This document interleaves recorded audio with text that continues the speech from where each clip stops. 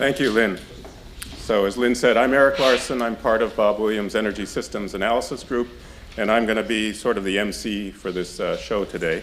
And I first want to start by thanking everybody for coming. It's many of you have come a long way to attend here, and I think, as Lynn pointed out, it's a real testament to Bob's career. I want to say just a couple of things before we get started in earnest. Lynn mentioned the Ford Foundation Energy Policy Project that Bob was chief scientist on in the early 1970s, and that project produced a book called A Time to Choose in 1974. And that book, which was about 530 pages long, was required reading for an undergraduate course I took in 1978, and that sort of led me in the direction of working on energy. I didn't know that Bob was associated with that study at the time, but it was quite influential for me. And there are a couple of other people here that were involved in that study. S. David Freeman was the leader of that project. He's here somewhere. And Dean Abrahamson is also here somewhere. There he is. He was on the board, the advisory board of that project. And it was Dean who introduced me to Bob in 1983 as I was finishing my PhD at the University of Minnesota. And I thank Dean for that introduction, and I thank Bob for the incredible mentorship and collegial working relationship we've had ever since then. So Bob's had a big impact on the energy world, as I think many of us know. I just wanted to tell one story that I think illustrates this quite well, and I'm going to read this because I want to get it right. So the story begins on a cold February day in 1977. Bob gets on the Amtrak here at Princeton Junction, rides down to Washington, D.C. for a meeting in the old executive office building. And there he's standing at a blackboard with chalk in hand and sort of schooling President Carter's energy team on the economic implications of the second law of thermodynamics as applied to cogeneration. All right, and most of you know cogeneration is a very efficient way to make electricity and heat. And as a consequence of that meeting in 1977, a piece of federal legislation evolved which was called PURPO, the Public Utilities Regulatory Policy Act of 1978. And this turned out to be a bigger deal than anyone at the time knew, except maybe Bob. So to understand the significance of this PURPO legislation, it's important to remember that in the 1970s, electricity generation was considered a natural monopoly. And as such, it warranted a social contract between power companies and the public. Companies would be granted exclusive access to customers and guaranteed a rate of return on any prudent investments in exchange for an obligation to serve all the customers. And the idea being that a monopoly could provide service at lower cost because it could exploit scale economies. And essentially, PURPO upended this conventional wisdom. So going into that meeting in February, Bob understood from his energy systems analysis work that small, efficient cogeneration systems could save energy and compete with large monopoly-owned power plants. And that's basically what he explained at the blackboard that day. Well, it turns out there's actually a written record of that meeting. It was in a 1983 report that was published by the Harvard Kennedy School, written by Al Ulm, who was at the meeting with Bob and who at the time was an assistant secretary in the Department of Energy.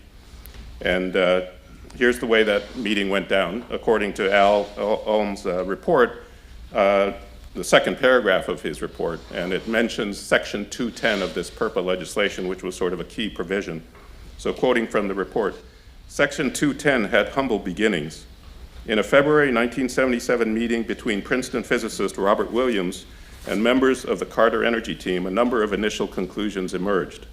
According to Williams, cogeneration was hampered by the unwillingness of utilities to tie cogenerators into the grid, the low purchase rates offered when utilities were even willing to interconnect cogenerators, and high utility rates for backup and supplemental power.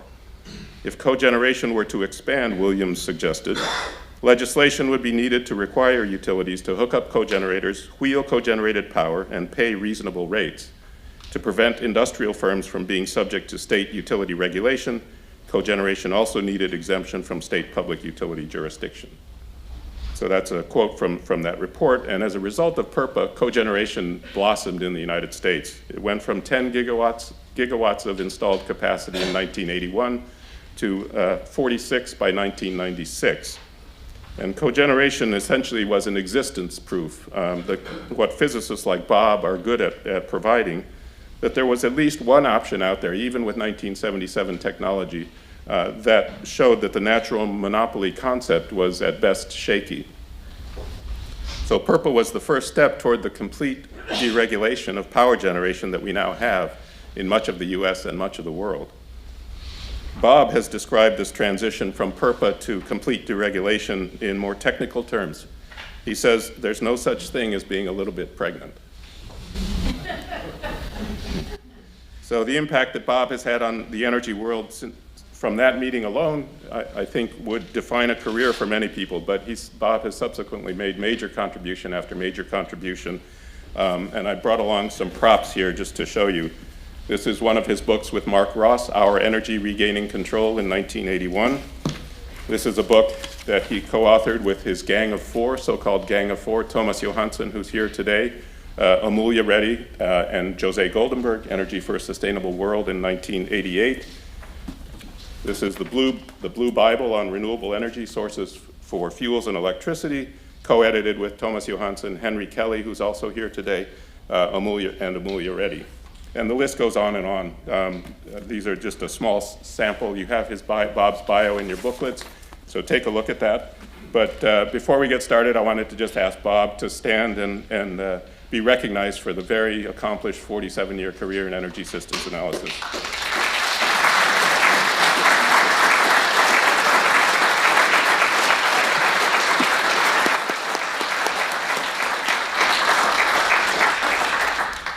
I should just mention that we have some testimonials and well wishes for Bob in his retirement that are posted at the Energy Systems Analysis Group website, and we're going to keep that open for additional contributions until May 1st. You can email them to me, and we'll add them and then tie them, a bow around them after May 1st and present them to Bob.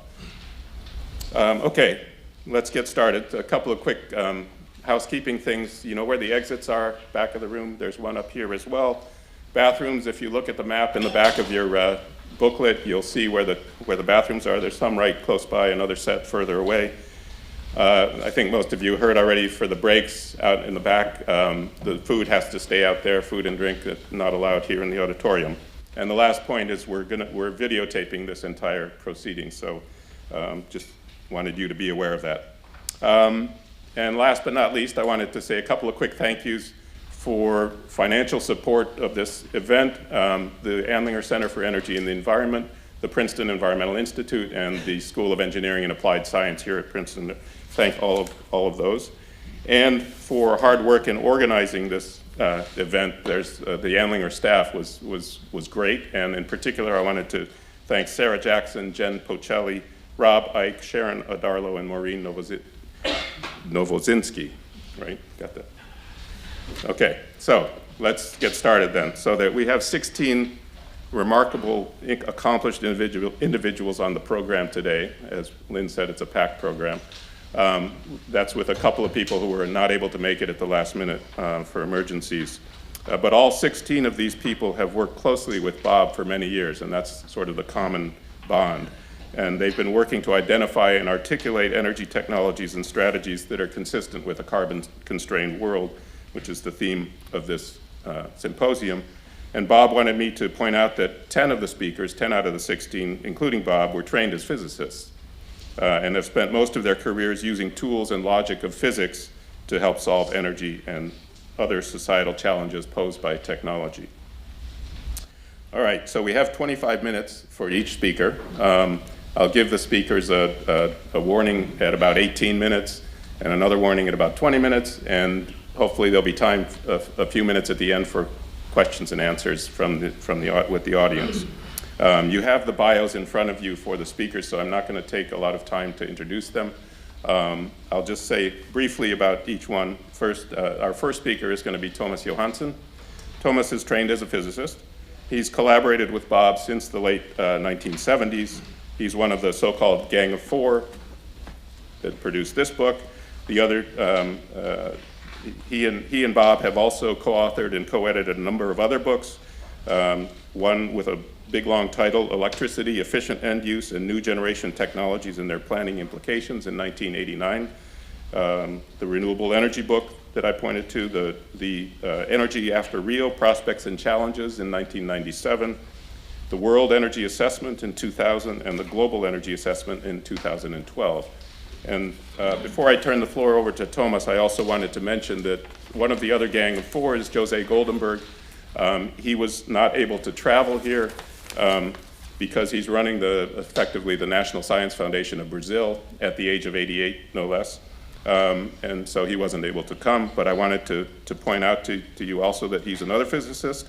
And in the summer of 1984, Bob worked for Jose in Brazil on energy efficiency technologies and strategies when Jose was president of the government-owned 3 energy companies in the state of São Paulo. So, and Jose went on to be environment minister in Brazil and other important jobs. And he's also a co-author on many papers with Bob. So without further ado, let's get started, and I'll ask Thomas to step up and take the first talk.